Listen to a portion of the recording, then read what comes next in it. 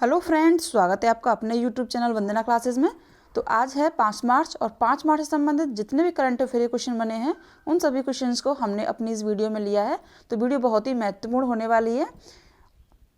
तो आइए अपने इस वीडियो को स्टार्ट करते हैं। क्वेश्चन नंबर फर्स्ट है, राष्ट्रपति मुर्मू के द्वारा अंतर्राष्ट्रीय धम्म सम्मेलन का अभी उद्घाटन कहाँ किया गया है?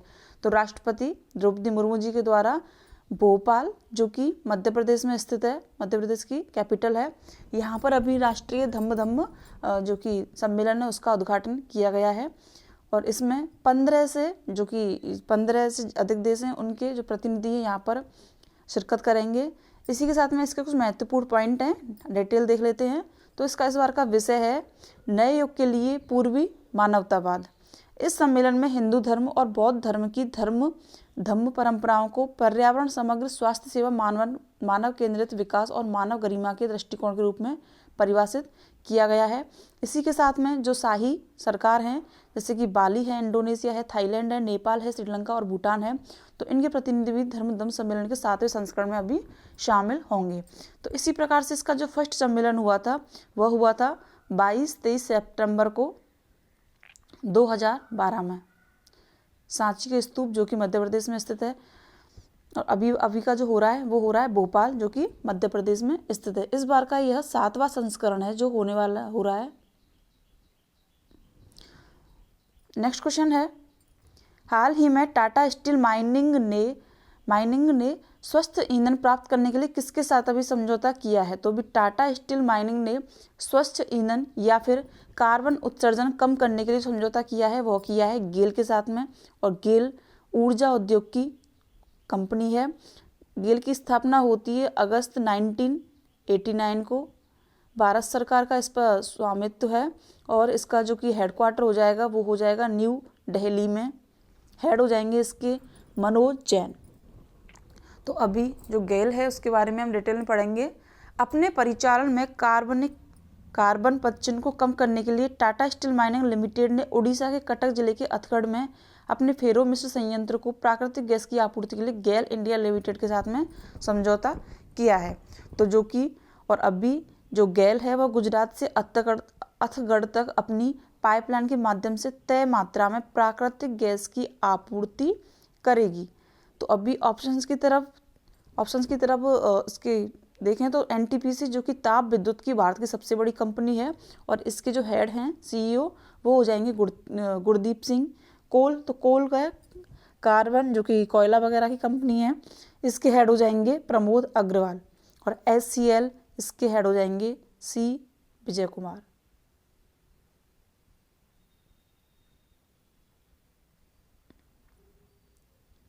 नेक्स्ट क्वेश्चन है, राष्ट्रीय सुरक्षा दिवस कब मनाया गया है? तो अभी राष्ट्रीय सुरक्षा दिवस मनाया गया है 4 मार्च को।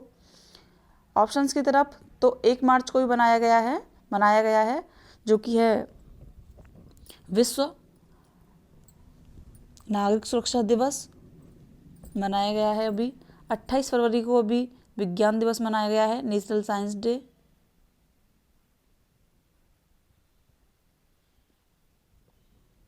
तीन मार्च को भी मनाया गया है विश्व वन्यजीव दिवस।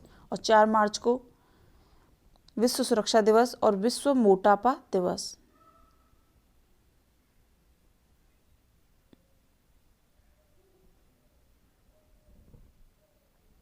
नेक्स्ट क्वेश्चन है, हाल ही में एएम अहमदी का निधन हुआ है, वह कौन थे?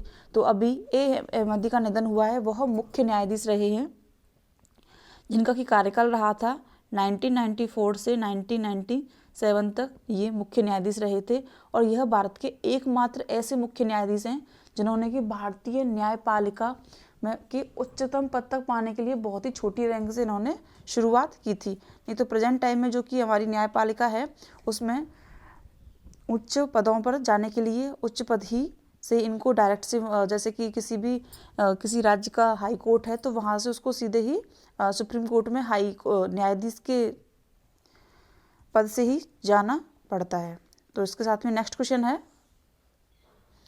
क्वेश्चन है, हाल ही में लग्जरी आवास में मूल्य वृद्धि में विश्व स्तर पर 37वें नंबर पर भारत का कौन सा शहर है?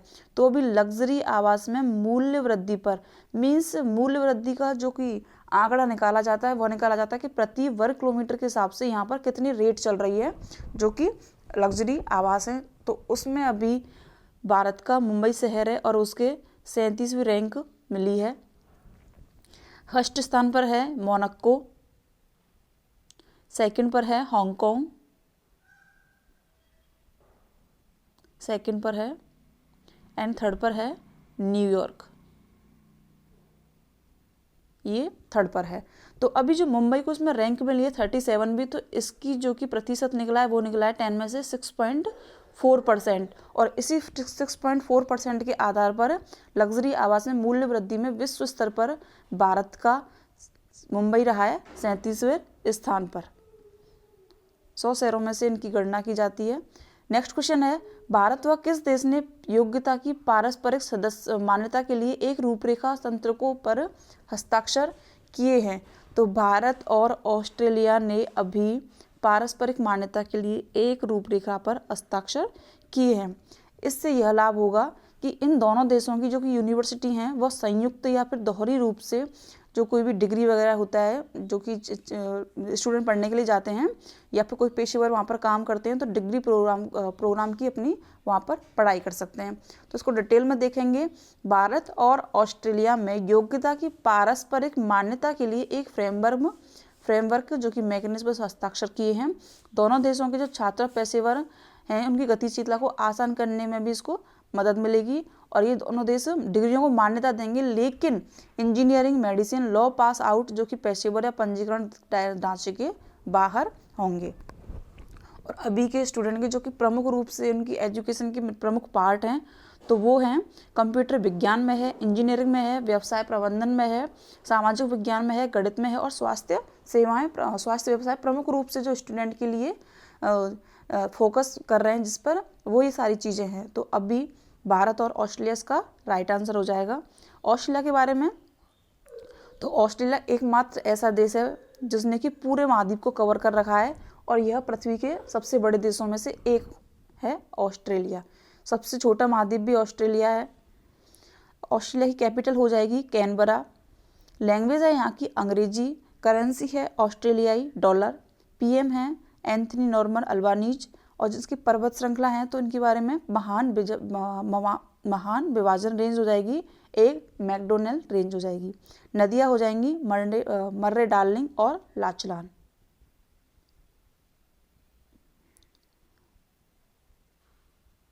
मर्रे डार्लिंग एक हो जाएगी लाचलान। और अभी ऑस्ट्रेलिया अगस्त 2023 में अपना पहला मालाबार अभ्यास को शुरू करेगा। और अभी एक और चीज़ कि ऑस्ट्रेलिया के गुजरात में दो यूनिवर्सिटी हैं, डिकिन यूनिवर्सिटी और एक लॉन्गबॉन्ग यूनिवर्सिटी, उनकी स्थापना की जाएगी ऑस्ट्रेलिया के सहयोग से। नेक्स्ट क्वेश्चन है, हाल ही में भारतीय वायुसेना ने किस देश के सिन्यू मैत्री अभ्यास में अभी भाग लिया है? तो भारतीय वायुसेना IAF ने अभी जापान के साथ में संयुक्त सैन्य अभ्यास कर रही है जिसका कि नाम है सिन्यू मैत्री। और यह भारतीय वायुसेना ने जापान एयर सेल्फ डिफेंस के साथ में अभ्यास सिन्यू मैत्री में भाग लिया है। और सिन्यू मैत्री का आयोजन भारत और जापान के धर्म संरक्षण के मौके पर किया जा रहा है जो कि 13 फरवरी 2023 से 2 मार्च तक कोमात्सु जापान में आयोजित किया जाएगा। तो इसी के साथ में जापान के अभी वीर गॉर्जियन और एक धर्म गॉर्जियन 2 संयुक्त सैन्याभ्यास हैं, एक है जेमैक्स तो ये और सिन्यू मैत्री। तो ये 4 चीज़ आपको याद रखनी है। फ्रांस के साथ में गरुण शक्ति होती है भारत की जो कि एक्सरसाइज है। ब्रिटेन के साथ में अभी कोबरा वॉरियर एक्सरसाइज पर भारत जो कि चल रहा है अभ्यास उसका। और संयुक्त अरब अमीरात UAE के साथ में डेजर्ट फ्लैग थर्ड जो कि 8 नंबर का है उसको भी यहाँ पर एक्सरसाइज चल रही है जहाँ पर भी भारत का तेजस है वह अभी इसमें भाग लेने के लिए गया है किसी विदेशी धरती पर पहली बार। नेक्स्ट क्वेश्चन है, Indian national centre for biological sciences द्वारा किस रोग के उपचार हेतु पहली एवं एकमात्र DNA वैक्सीन लॉन्च की गई है? तो अभी Indian national centre for biological sciences के द्वारा डेंगू रोग की जो कि DNA वैक्सीन है उसको विकसित किया गया है, लॉन्च किया गया है। डेंगू मच्छर, तो जो कि डेंगू मच्छर है मादा एडीज मच्छर इसका वाहक है, और यह अधिकतर जो कि मादा डेंगू मच्छर है इसके बहुत सारे केसेस आए थे और आते भी हैं अभी क्या मतलब हर बार जो कि हर आते ही हैं। तो इसका जो कि ये मच्छर है वह सुबह के टाइम पे यह ज़्यादा काटता है और उसी से इसके जो कि वाहक है वह पनपता है लोगों में। नेक्स्ट क्वेश्चन है, हाल ही में उच्चतम न्यायालय ने मुख्य निर्वाचन और अन्य निर्वाचन आयुक्तों की नियुक्ति एक समिति के द्वारा करने का निर्णय लिया है। इस समिति में कौन शामिल होंगे? तो अभी उच्चतम न्यायालय ने मुख्य निर्वाचन और अन्य निर्वाचन आयुक्तों की नियुक्ति के लिए प्रधानमंत्री उसमें निर्वाचित होंगे, जो कि समिति में शामिल होंगे, लोकसभा के विपक्ष के नेता इसमें शामिल होंगे, भारत के मुख्य न्यायाधीश इसमें शामिल होंगे, मतलब उपर्युक्त सभी इसमें शामिल होंगे। तो इसी प्रकार से मुख्य निर्वाचन आयुक्त के लिए तो सबसे फर्स्ट जो कि मुख्य निर्वाचन आयुक्त थे सुकुमार सेन थे। फर्स्ट महिला जो कि थी रमा देवी थी, और अभी वर्तमान में है राजीव कुमार।